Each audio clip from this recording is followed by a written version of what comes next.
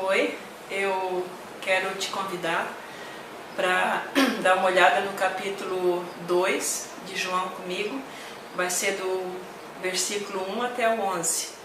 É uma parte onde Jesus vai ao casamento, o casamento de Caná da Galileia. É um capítulo bem conhecido, né, da Bíblia. Mas antes de nós começarmos a falar sobre o capítulo, eu gostaria de orar por ti.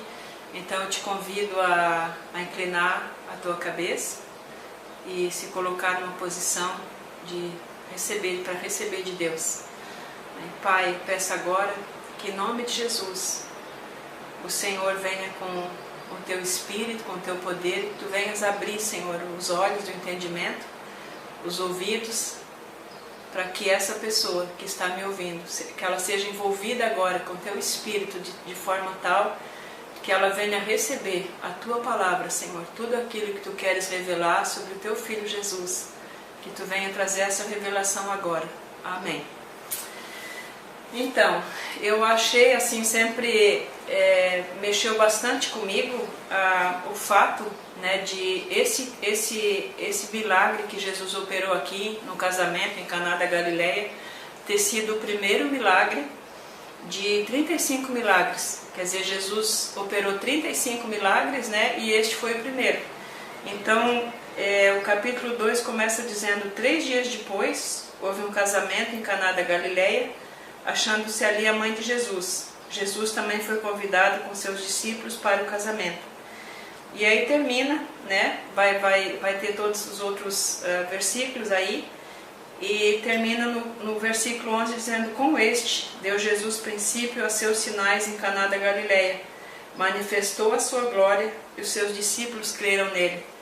Eu achei assim bastante admirado Jesus escolher, porque quando a Bíblia fala aqui que foi 3 dias depois, o que tinha acontecido 3 dias antes? Jesus saiu da Judéia, né? Ele atravessou por todo Jericó a pé com os discípulos. Aqui ele ainda não tinha os 12, mas tinha pelo menos 6 dos discípulos já estavam com ele. E ele fica então, vai nesse casamento, né? E depois percorre toda a volta, quer dizer, todo o caminho de volta, porque uns dias depois tinha uma festa em Jerusalém e Jesus volta para lá. Tanto é que no versículo 13 diz ali: estando próximo à Páscoa e tal dos judeus, subiu Jesus para Jerusalém. Então eu fiquei me perguntando que importância teve esse casamento para o Espírito Santo, porque Jesus ele tinha uma agenda, né, totalmente movida pelo Espírito Santo. Não era como a nossa agenda, que vou para cá, vou para lá porque estão precisando de mim ou porque eu acho bom, né? Jesus fez tudo conforme o Pai ia mostrando para ele. Então, porque assim, os outros milagres de Jesus a gente vê se repetindo. Não vou dizer que que ele nunca mais tenha transformado a água em vinho, né? Mas ninguém vai chamar, eu pelo menos nunca vi alguém chamar um pastor ou chamar alguém para dizer: olha, acabou a minha cerveja aqui na minha festa, né? E aí vem alguém aqui multiplicar a cerveja, multiplicar o vinho. Não foi um milagre assim que não se repetiu, né? Assim, não foi, mas que glória que os discípulos viram, e eu também gostaria de ver essa glória. Então, lendo ali mais adiante, né, a gente vê como é que Jesus ele transformou essa água em vinho. Quer dizer, ele mandou os servos encherem 6 talhas de pedras. Tinha ali 6 talhas, elas eram mais ou menos 80 a 1 metro, bem grande praticamente, uns barris de pedra. E Jesus mandou então eles encherem primeiro essas talhas, e dessas talhas ele mandou eles então servirem os convidados, e onde eles experimentaram esse vinho, né, que era excelente. Então o mestre da cerimônia chama o noivo e fala assim para ele: poxa, os outros pegam o vinho de melhor qualidade e servem primeiro. Depois, quando o povo já está embalado, né, que já não sabe mais discernir se o vinho era bom ou mal, ele serve o segundo vinho. E vocês fizeram o contrário, deixaram o vinho excelente para depois. O que é esse vinho excelente? Esse vinho excelente é aquilo que Jesus trouxe, né? lá no Velho Testamento, bem no começo da saída do povo da terra do Egito, que eles atravessam o Mar Vermelho, Deus operou um milagre parecido, né? Que Moisés transformou uma água que era amarga numa água doce. E nesse ponto, Deus se revela para o povo ali dizendo: eu sou Jeová Rafá, o Deus que te cura. Então, eu fiquei pensando, esse milagre de Jesus, o primeiro de tantos outros, mas não houve uma cura aqui nesse casamento, né? O povo ficou alegre, muitas pessoas dizem, ouvi muitas pregações, era importante para as pessoas, Jesus se preocupou por isso, porque eles iam ficar com vergonha. Tudo bem se ele tivesse simplesmente ali, mas dá para ver claro que foi muito importante esse casamento para ele, então eu sempre achei que tinha algo mais, né? E outro dia, falando com Deus, os discípulos creram: Senhor, eu também sou discípula, eu também quero crer, também quero ver Jesus nesse capítulo. Então foi que eu entendi o seguinte, que Jesus, quando ele tomou essa água dessas talhas, né, essas talhas elas representam o homem, representam a nossa humanidade. O número 6 é o número do homem, né, segundo a representação da Bíblia, e o número 7 é o número de Deus. Então o que Jesus fez ali foi que ele trouxe a purificação para toda a humanidade, representado nessas 6 talhas de pedra. E quando o mesmo João, nas cartas dele, lá na frente, ele diz que Jesus perdoou, cobriu os pecados, né, não só os nossos, mas de toda a humanidade, isso realmente aconteceu. Através da cruz, né, Jesus, através do sangue dele, ele purificou os pecados de toda a humanidade. Isso não é um automatismo, que todo mundo então está perdoado. Todo mundo tem a possibilidade de ser perdoado. E como é que o perdão acontece? A Bíblia diz: se confessarmos os nossos pecados, ele é fiel e justo, que ele perdoa e purifica de toda a iniquidade, ou de toda a injustiça, que é a mesma coisa. Então o que Jesus demonstra aqui é que ele está trazendo uma cura, mas começando lá da pior doença que tem, né? A pior doença da humanidade é o pecado, porque é o pecado que separa a humanidade de Deus. É o pecado que nos mantém longe das promessas, né? Longe do amor. E Jesus fez isso, essa cura principal. Ele nos aproximou de Deus. E com isso, esse vinho, né, que eles experimentaram ali, o que ele estava demonstrando é a alegria da salvação. Por que a alegria da salvação? Porque não existe estado melhor para um ser humano estar do que ele estando em paz com Deus, né?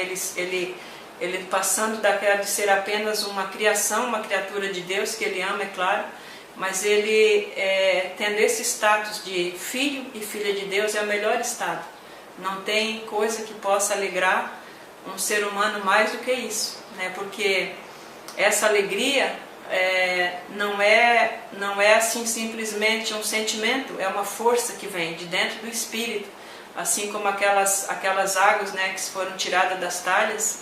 Essa alegria vem dentro do espírito, ela é mais forte que a alegria que tem na alma, ou que a alegria que é causada por um bom dia, por uma boa refeição, uma boa compra, uma formatura. Tantas coisas tem boas nesse mundo, né, que nos alegram, um filho, um amor, mas não se compara com essa alegria da salvação, porque nenhum estado que o ser humano possa se encontrar venha se comparar com esse estado de ter paz com Deus.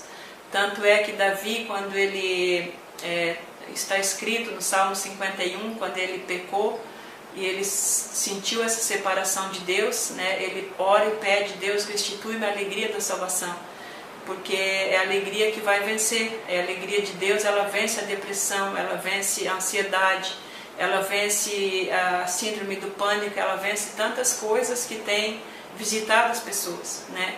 E por quê? Porque diante de uma dificuldade, assim como ele disse no Salmo 23, eu posso estar passando pelo vale da sombra da morte, eu não vou temer mal nenhum. Por quê? Porque tu estás comigo. Uma coisa parecendo simples, né? Mas é o que traz e faz toda a diferença. Tanto é que o vinho excelente é porque aquele que Moisés, o milagre, né, que Moisés operou e tantos outros milagres, ele supriu o homem só na parte física. Eles não chegaram a ter aqueles milagres não tiveram impacto na transformação interior do espírito da humanidade, do homem, né? Porque a própria Bíblia diz em Hebreus que o sangue de touros e um monte de outros tipos de sangue lá que era derramado, eles não tinham o poder de purificar a consciência, né? E só o sangue de Jesus é que tem esse poder de purificar a consciência e de nos colocar num estado de boa consciência com Deus. Como é que funciona assim a consciência? Eu acho que comigo acontece, por exemplo, se eu estou aqui dirigindo, né? Estou bem e tal, eu vejo a polícia, a primeira coisa que eu penso, estou de cinto, os documentos do carro estão na bolsa, está tudo certinho, passa vários pensamentos quando a gente vê a polícia, né? E assim é quando a luz de Deus realmente penetra no nosso interior, se nós não tivermos a purificação, aquela operada por Jesus, por causa do sangue dele, a nossa consciência fica conturbada, fica perturbada, e o que nós vamos fazer? Nós vamos fugir de Deus, porque foi isso que o Adão e a Eva fizeram, né? Quando eles ficaram com medo de Deus. Então o sangue é que nos tira esse medo e que nos dá essa liberdade de agir como crianças, como filhos e filhas de Deus. Será que essa alegria pode ser interrompida? Pode. Essa alegria pode ser interrompida por momento de tristeza na vida, né? Ela pode ser interrompida mas ela pode ser renovada. Ela pode ser renovada, ela pode e vai aumentando também, né? Cada vez mais o entendimento que a gente tem do que significa essa salvação, essa posição de filhos e filhas de Deus, mas essa alegria vai fluindo, né? Então, assim, para mim o que foi crucial experimentado é que Jesus cura. Ele é aquele que cura, Ele é aquele que nos salva, né, das nossas situações, salva das enfermidades, salva da condenação eterna, salva de um assalto, Ele nos salva em todas as situações, salva em acidentes. E Ele é esse que quer ser tudo realmente em nós, Ele é esse que Ele quer realmente ser tudo para ti, Ele quer ser tudo na sua vida, né? Ele quer curar o seu físico, Ele quer curar o seu espírito, Ele quer curar a sua alma, Ele quer a restauração total. Essa eu entendo assim, tenho entendido, experimentado, que é a vontade dEle, né? Que em todas as situações nós podemos contar com Jesus. Se esse agora é um milagre, sei lá, milhões de vezes, né? Ele operou 35, tem 35 registrados na Bíblia. Essas alturas nós não sabemos quantos milagres já tem por aí que Jesus já fez, né? Seja qual for o tipo de milagre, qual for o tipo de cura, Jesus está sempre no nosso lado. Ele é o Deus conosco, o Emmanuel, o Deus conosco. Eu quero assim te animar a não perder os outros 2 vídeos, ainda que tem mais alguns pontos para compartilhar dentro deste capítulo 2, do versículo 1 ao versículo 11, do casamento de Caná da Galileia. Ok?